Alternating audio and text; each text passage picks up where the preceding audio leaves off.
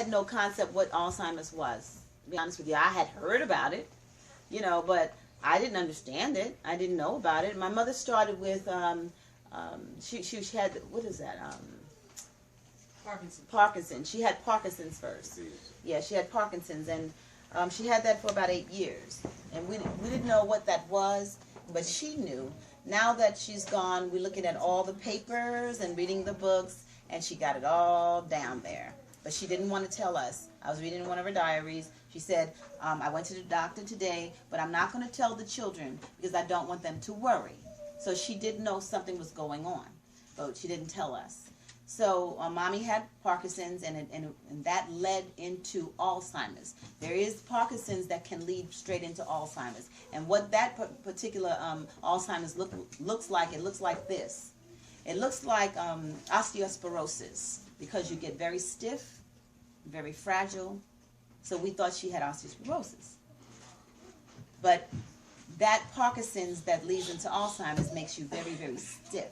So before she passed away, I really wanted to know, did she have osteoporosis? So I took her to the doctor, and they did the scan. My mother didn't have it. It puzzled me, because at this point, I did not know that Parkinson's led into Alzheimer's, and that this Parkinson's stiffens your body. So I'm questioning what is going on.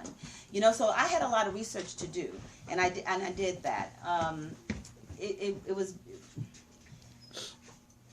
But caregiving is very, very difficult when you're dealing with Alzheimer's, because if you're very close to that particular parent or person that you're caring for, you're literally watching them die in front of you. That's really what it is. There is no saving them. They cannot live through this thus far. Okay? It's fatal. And that's what's so scary about it, because we don't know if it's hereditary. We don't know where it comes from. If it's hereditary plus your environment, it could be the combination. But I do know my mother had high blood pressure for over 20 years, and she took that medication. Now, I don't know if the medication stopped the blood from going to the brain. We don't know. But I do know high blood pressure and cholesterol are factors in Alzheimer's. So when people are telling you, get on that medication, before you get on that medication, try to lower your own blood pressure. With losing weight, it's worth it. Losing weight, taking garlic, apple cider vinegar, if you know what I mean? If you want to go to jog, do that. If you want to go to the steam, do a little steaming, body steaming, things like that. Do as much as you can to not take that high blood pressure or cholesterol medicine. Wow. Okay? Because they are factors. And depression, okay? We worry a lot, it's very hard for us as black people. It's hard, in the world. Let's face it. We don't get the loans to do the businesses and the this and the that. So we got to support each other like they used to do in the 40s and the 30s. Black people supported each other. They supported their businesses. They took care of each other.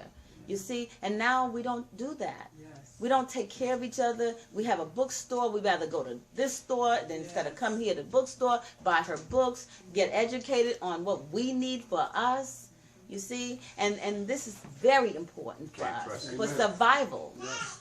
It's very important for survival. It's very important for our children to teach them, what happened to us, where we're going, what we should do in the future, because it's very rough out there for these kids today. Yes, it is. Most kids are coming back home living with their parents, till they're 30 and 35 or whatever.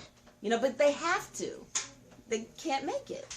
So I'm saying we have to understand the shift and not be so hard on our children, make them do their job, but we got to support them. Okay?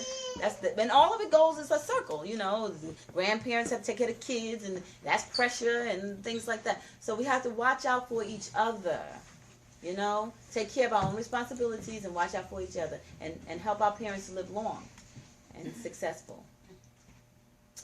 Okay? That's part of it. That's part of the caregiving. And the other part of the caregiving was caregiving for yourself while you're caregiving for those that you're caregiving for. Okay?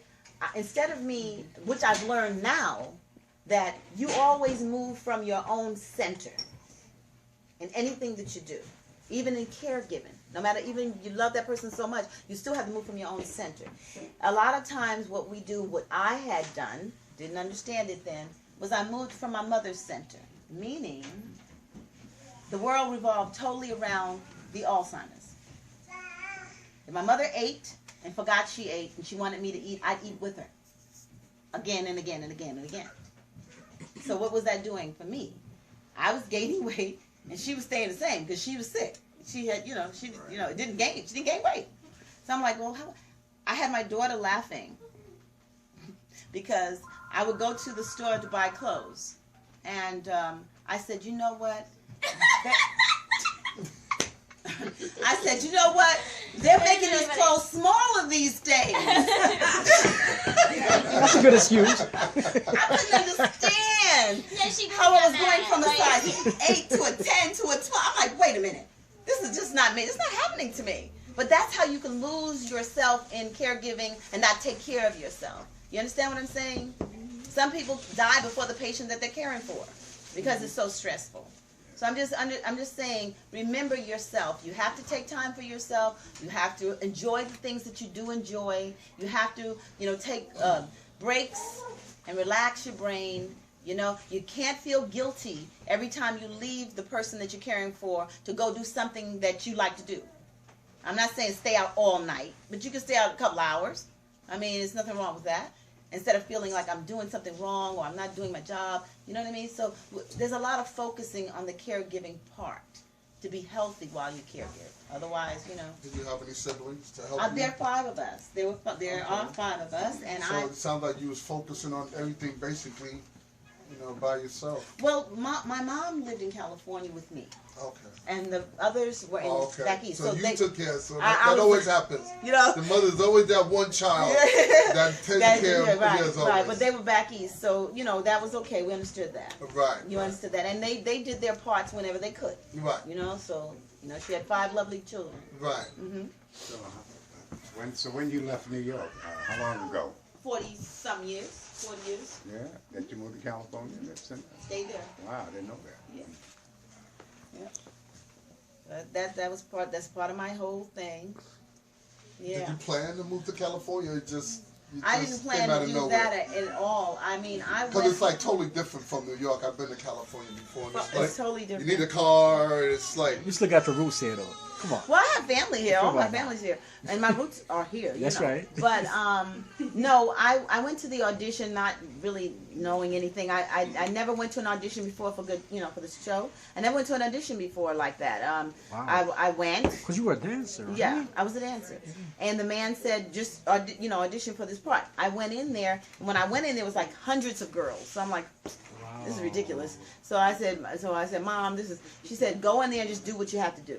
So I went in there and I did what I had to do. I mean, there was Norman Lear sitting there behind the desk. It was JJ. That's the first time I ever saw him. He was standing up there with that dumb hat on, You still had that hat? Had that hat on. Are you serious? Yes, he did. And so they gave me the script. And the script read, you could tell it was written by, people who are not from projects. Right. So it was like, James Jr. instead of J. There was a James Jr. Something like you have to do the dishes and put the garbage out and stuff, and you have to clean up the house and whatever they were saying. And so I did that, and it was kind of like not real to me. It didn't feel comfortable. So I asked Norman. I said, "It would be okay if I just improvise, just do what I do." Yeah, and he's like, "Go ahead, just do it so you can get out of here." That's right. The method acting. Whatever. Yeah. Well, anyway, I got up there and, I said, JJ, you better do those dishes and you better awesome. take that garbage That's out. awesome. And he was like, looking at me like, and I went, did you hear me? I think I hit him. And he went, that dumb look. Wow. That's where it came from. The chemistry was yeah, there. he had it. And we kept going back and forth, and Norman was laughing. I think that's what won my part. Awesome. That's what won it. But I have 2 brothers. I know how to handle them. And now, what about this dancing? You still got the moves? Oh, I still got my moves. Did you ever learn to hustle? Yes, I did. All right, I finally from Brownsville, learned. you better. Yeah, I learned to hustle. Let me put that. Oh, no. Come on. Let's put some Temptations I on. want to see what she still got. I still hustle. That's my thing. Yeah. He's a smooth hustler. I bet. Wow, that's deep. I wouldn't mind, but, Yeah, I still dance. No, y'all don't even know what hustling is. I know, right? They don't know. These young kids don't know. Yeah. I don't know if I still have. I don't know if I can remember all that. Okay, put it on. Yeah, that'd be nice. Come on. All kids do that. Well, I'm gonna tell you. I still watch Good Times, and I'm gonna tell you the only reason why I watch Good Times for Thelma. I mean, like Thelma's coming on today. I go right past JJ. There's Thelma, and I'm telling you, your hairstyles were magnificent. Who did your hair? They had a beautician up there doing it. Wow, Yeah, your hairstyles were like awesome. Yeah, I used to wear my hair like that anyway. Yeah, You know, I figured you did. Yeah, the because you were afro. cultural, so I figured that's just got to be her. Yes. What about Keith? Well, the last time I saw Keith was the last day of the show. Okay. I have never seen or heard from him since. Nobody has, really, Right. I don't think. So he got out of the business, I think. Okay. Yeah. But he was so talented. Yes, he should not was. have. Yes, you he know, was. He should have stayed in the business, I think. The way he imitated people, I mean, that was. Yeah, he was very good. What's it, Buckner? Is that what you call it? Bookman, Buffalo Butt. Okay.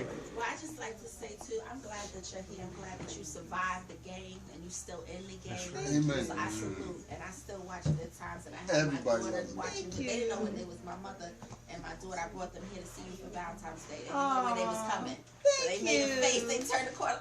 And it still comes Thank on you. for all you young Appreciate folks that. that don't know about Good Times. It still comes on Me TV and TV Land and a few places. So if y'all haven't seen Martin is TV great. One Martin is and Yes, great too. still other comes on. channels. Awesome. About Yeah. 2 or 3 channels. Yeah. We still Yeah. see. Thank So you. we're so happy Yeah. you're here and you keep doing what For you're doing. hours. Stay It comes on encouraged. for hours. All right? It's And we bless amazing. my Thank sister. Yeah. Yeah. You the compete marathon. with Martin, though. Yo, Martin Yeah, is awesome. Martin Martin is Compete awesome. with I like Martin He- too, though. Compete with Martin. I know. He's a great actor. Yeah, I know he is. In fact, they have unsung. They had different world. They did? Yeah.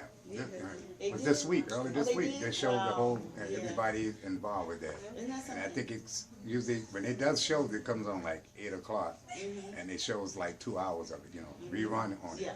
But that whole night after 12, it comes back on again. Oh, okay. All right. And I apologize, we came in late. Did you say why you decided to write that book? Oh, okay. I'm sorry. Yeah, well, I decided to write it because I had a friend of mine who just wasn't getting the story at all. It was 3 years I'm telling the same story over and over, so I got tired. So I said, I'm going to write it out for her. And that's how this book came about. I did. I got tired. She wasn't getting it in voice. Maybe she'll get it on paper.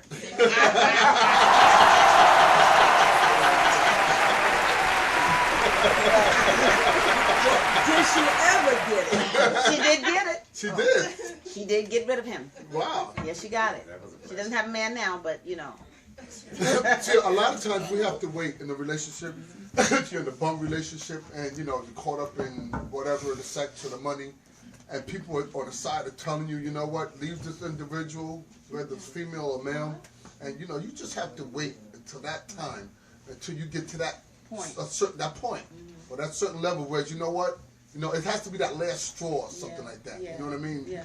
You just reach to a point where you know what, I don't want to do it, but you have to go through. yeah, that's right. The person People will has to tell decide. you, They but can't. it's not going to Not happen gonna happen. until you get to that edge and say, you know what, this is it.